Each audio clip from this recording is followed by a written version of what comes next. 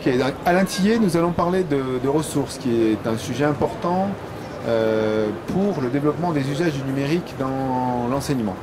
Oui, bien entendu, au cœur de la stratégie numérique pour le développement des ressources numériques à l'école, si on accepte les ressources matérielles, les équipements bien entendu, le terme de ressources mérite d'abord d'être précisé et est au cœur des préoccupations de la direction du numérique pour l'éducation et notamment dans le cadre du service public du numérique pour l'éducation. Les ressources, effectivement, contenus et services associés. Aujourd'hui, on peut dire qu'il y a des ressources éditoriales spécifiquement conçues pour l'éducation, qu'il y a des ressources d'opportunités dont les enseignants et les élèves se saisissent lorsqu'ils ont des projets d'apprentissage à conduire. Il y a aussi les productions des enseignants et des élèves qui peuvent être considérées comme des ressources, mais qu'on appellera production davantage puisqu'elles utilisent d'autres ressources pour effectivement conduire à des apprentissages et à des manières d'enseigner avec le numérique, par le numérique. Okay. Donc dans la ressource, il y a la notion de partage. Est-ce qu'il y a aussi la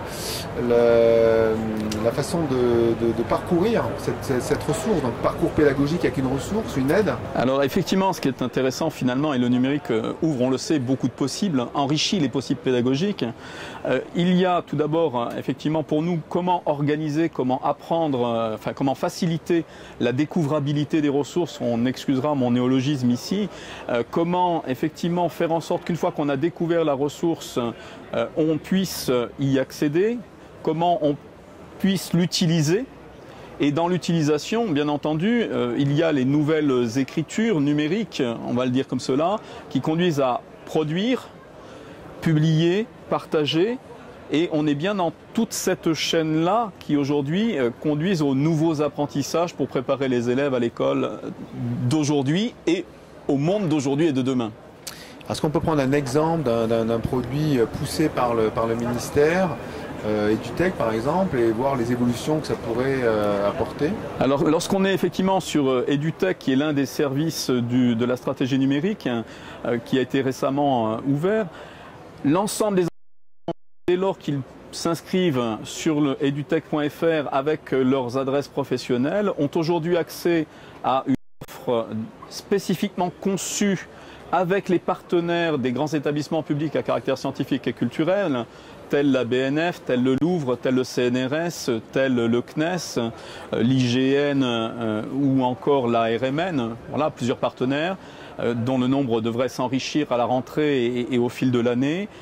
On a accès soit à des capsules ou des grains, à des documents que l'on va pouvoir télécharger et de manière à pouvoir les agencer, à travailler avec les élèves, faire travailler les élèves avec, pour pouvoir construire et accompagner le projet d'apprentissage, le projet pédagogique de chacune des classes. Et cela, donc, les 800 000 enseignants sont susceptibles de s'inscrire, les 12 millions d'élèves sont susceptibles, à travers leurs enseignants, de travailler avec ces ressources.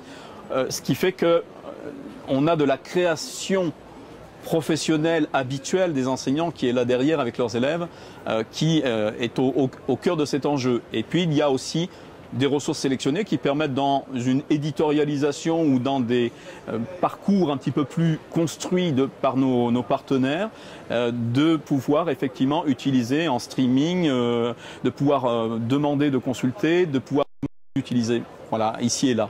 Donc en fait, une variété de ressources. Il est difficile de répondre simplement et de manière brève. C'est vraiment plusieurs possibles qui sont ouverts. D'accord. Donc il y a un appel à contribution qui est fait par le ministère aujourd'hui pour ce genre de plateforme? Alors bien entendu, on se retrouve ici dans de la ressource qui est mise à disposition.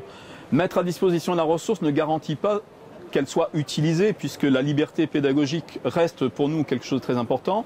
Et on invite à mutualiser l'utilisation des ressources, à nous faire un scénario d'utilisation de ces ressources, que ce soit j'irai utiliser dans un cadre disciplinaire, dans le cadre de projets d'enseignement ou en transdisciplinaire, puisque la plateforme le portail EduTech permet, avec un seul identifiant et mot de passe, de pouvoir effectivement passer sur l'ensemble des offres des partenaires de l'un à l'autre sans quitter. Donc voilà, une simplification dans l'utilisation et la possibilité donc de construire des projets seuls ou à plusieurs d'ailleurs.